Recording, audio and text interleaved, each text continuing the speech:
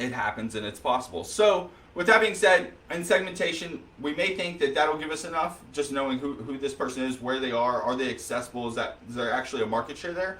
There's another thing that we ought to do, and that's create these buckets. And these buckets are essentially saying a geographic bucket, like this is huge for advertising, like is this person in this area, in this neighborhood, in this part of the world. If you have a brick and mortar store, this is huge because you can run ads to people local for coming in the store, for getting something specific. You see this all the time in restaurants, you see this in small shopping, clothing stores, service businesses, whether it's muffler repair or eyelashes.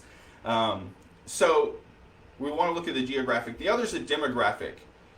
How do we get the demographics? What is the age? Who listens to the message? That seems so complicated. I'm just an entrepreneur just trying to sell soap. Who knows what you're doing? Feel free to drop it in chat. I don't want to hear a bunch of company names, but if you want to tell us who you help and how you help them, I would love to hear that here in chat. And if you're getting value from this, please smash the heart, give some love. I would love to know that you're getting value from this. It gives me a big boost of energy and makes these possible so I can actually spend the time to do that. All right, next we're going to move on to targeting. I got less than 5 minutes, so I'll wrap this up pretty quick.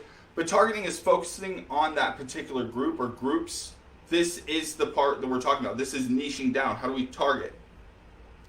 This is the example that we, I think, always miss, and that is, I'm guilty of this. It's a huge cost to business, but I would say here's a good example. We talk to somebody, maybe they're a trainer or coach, right? And they go, I help people in sports.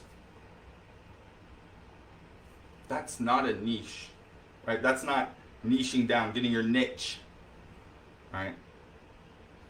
A better example would be, okay, not sports, martial arts, right? But better yet,